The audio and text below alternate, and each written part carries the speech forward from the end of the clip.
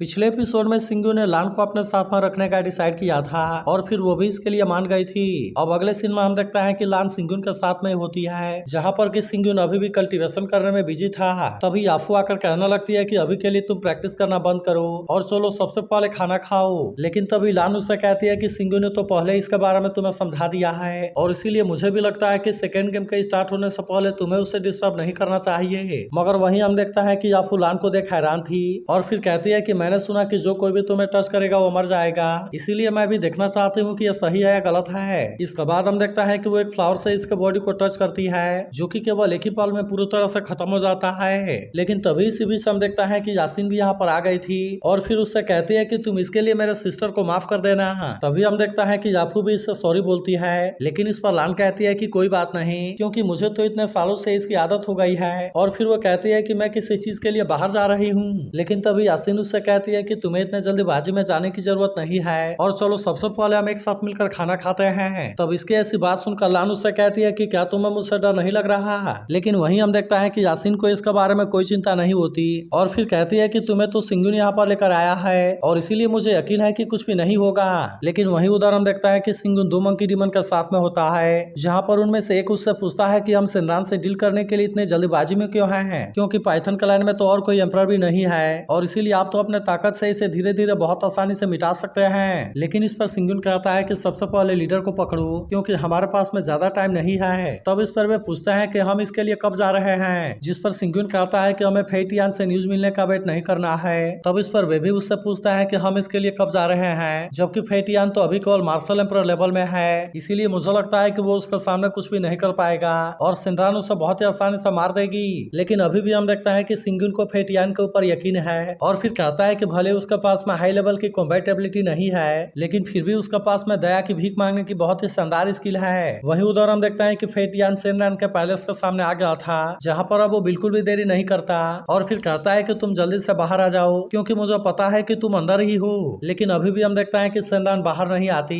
इसीलिए इस बात से फेटियान काफी गुस्सा हो गया था और हम देखता है कि वो अपने पावर का यूज करके अटैक करने के लिए भी रेडी हो जाता है। मगर तभी हम देखता है कि सिमरान ने आकर इसे रोक दिया था और फिर कहती है कि तुम तो मुझे चैन से सोने भी नहीं देते, इसके अलावा मुझे ऐसा लगता है कि तुम्हें मरने की बड़ी जल्दी है और शायद इसी वजह से तुम मुझे परेशान कराने आए हो। लेकिन अभी भी हम देखते हैं कि फेटियान अपने हरकत से बाज नहीं आता और कहता है कि तुम तो अब एम्परर बन गई हो, लेकिन इसके बाद भी तुमने बड़ी बड़ी बातें करना नहीं छोड़ा। मगर वहीं हम देखता है कि इस बात से सिमरान भी इस पर काफी गुस्सा हो गई थी और कहती है कि अगर तुम ऐसा ही चाहते हो तो फिर चलो आज मैं तुम्हें एम्परर के पावर के बारे में बता ही देती हूँ और अब इसीलिए तुम मेरा सामना करने के लिए रेडी हो जाओ। लेकिन तभी हम देखते हैं कि फेटियान बड़े गंदे तरीके से इसका मजाक उड़ाने लगता है और कहता है कि आप मुझे जल्दी से हिट करो। लेकिन हम देखता है कि सिमरान सच में इस पर अटैक करने के लिए आ गई थी, इसीलिए फेटियान तुरंत अपनी जान बचाने के लिए वहां से हट जाता है। लेकिन इसके बाद भी हम देखता है कि फेटियान इतना आसानी से हार मानने वाला नहीं होता और वो अपने स्टोन बोन फ्लावर का यूज करके इस पर अटैक करने के लिए रेडी हो जाता है। मगर वहीं उधर हम देखता है कि सिमरान भी अपने पावर का यूज करने के लिए रेडी हो गई थी और इसीलिए वो इसका अटैक को बहुत ही आसानी से रोक लेती है। लेकिन फिर हम देखता है कि वो भी इस पर अटैक करने के लिए रेडी हो गई थी और कहने लगती है कि चाहे अब तुम इसके लिए मेरे सामने कितनी भी माफी क्यों ना मांगो, लेकिन अब मैं तुम्हें इसके लिए कभी भी माफ नहीं करूंगी। मगर अभी भी हम देखता है कि फेटियान को इसके बारे में कोई चिंता नहीं होती,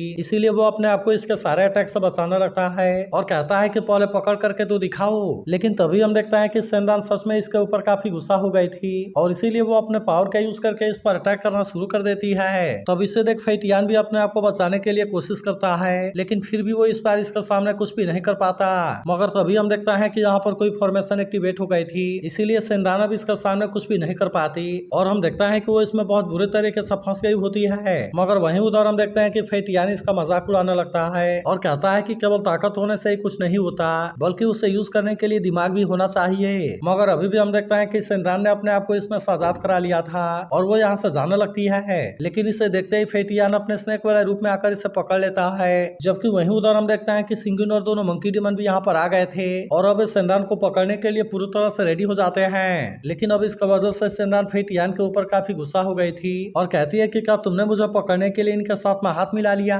लेकिन वहीं हम देखता है कि दोनों मंकी डीमन अब इसकी कोई भी बात सुनने के लिए रेडी नहीं होते और वे तुरंत ही सिमरान पर अटैक करना शुरू कर देते हैं। तभी अचानक से हम देखता है कि सिंगू ने अपने स्वॉर्ड का यूज करके इस पर अटैक कर दिया था, जिसे रोकने के लिए सिमरान कुछ भी नहीं कर पाती। तभी हम देखता है कि सिमरान भी अपने पावर का यूज करने की कोशिश करती है, लेकिन फिर भी वो स्वॉर्ड को निकालने के लिए लिए कुछ भी नहीं कर पाती, मगर अभी भी हम देखते हैं कि वो इतना आसानी से हार मानने वाली नहीं होती और कहती है क्या तुम्हें लगता है कि तुम बिना जेड वाटर पर्ल के मुझे हरा सकते हो। इसके बाद हम देखता है कि वो अटैक करने के लिए अपने पावर को एक्टिवेट करने लगती है और इसीलिए फेटियान अपनी जान बचाने के लिए हेल्प मांगने लगता है, मगर तभी हम देखता है कि सिंगुन भी यहाँ पर आ गया था और इसीलिए सेंडान अब कुछ भी नहीं कर पाती। फिर वो सेंडान से कहता है कि तुम मुझे अपना मास्टर मान लो और फिर उसके बाद मैं तुम्हारा लाइफ को छोड़ दूंगा, लेकिन इसके बाद भी हम देखता है कि सेंडान इतने आसानी से मानने वाली नहीं होती और कहती है कि मैं फेटियान के जैसे डरपोक नहीं हूँ। लेकिन तभी हम देखता है कि सिंगुन ने अपने पावर का यूज करके इसे कैद कर लिया था, जिसके सामने अब सेंडान कुछ भी नहीं कर पाती। फिर हम देखता है कि वो इन पर काफी गुस्सा हो गई थी और कहती है कि तुम मुझे बुली करने की कोशिश ना करो।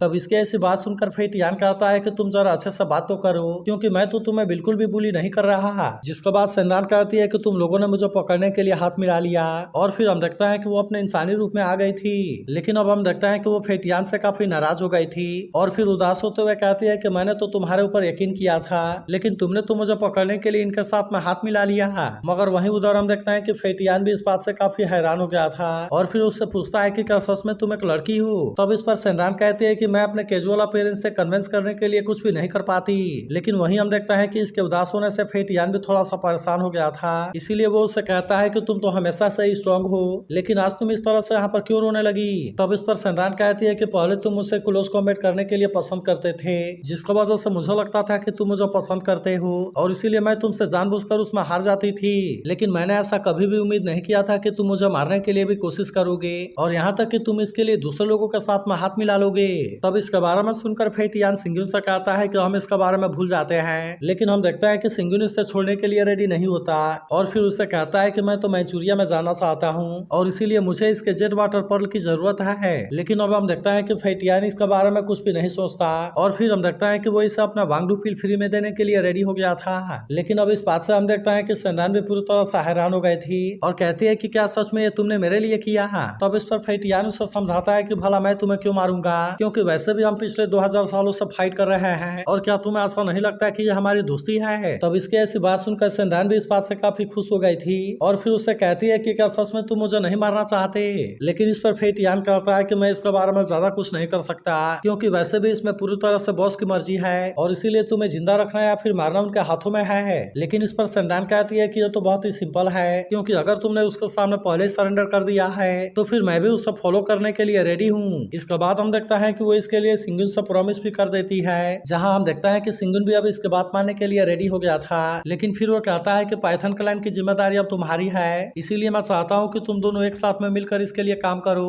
और बाकी बचे हुए पाइथन को भी अपने कंट्रोल में कर लो। जिसके बाद हम देखता है कि सेंडान भी इसके लिए मान गई थी, जबकि वहीं फेटियान कहता है कि आप इसके बारे में चिंता ना कीजिए, क्योंकि मैं इसे अच्छे तरीके से सुपरवाइज करूंगा। मगर तभी हम देखता है कि सेंडान इसे थप्पड़ मारती है और फिर कहती है कि मेरे ऊपर अटैक करने के लिए मुझसे माफी मांगो। तब हम देखता है कि फेटियान भी तुरंत इसके लिए माफी मांग लेता है और कहता है कि मैं फिर से ऐसा कुछ करने की कोशिश नहीं करूंगा। जिसके बाद हम देखता है कि सेंडान भी इसे माफ कर देती है और वहीं दोनों मंकी डिमन भी यहाँ से चले गए थे। लेकिन वहीं उधर हम देखता है कि सिंगुन के पास में वांगडू पिल आ गया था, इसीलिए वो कहने लगता है कि अब तो मेरा काम बहुत ही आसान हो जाएगा और इसका मदद से मैं सीधे एम्परर ड्रीम में ब्रेक थ्रू कर सकता हूँ। तो अगर एक्सप्लेनेशन अच्छी लगी हो तो इस वीडियो को लाइक और इस पर एक कमेंट जरूर करना और अगर आप इसके अगले एपिसोड के लिए एक्साइटेड हो तो इसके बारे में भी जरूर बताना।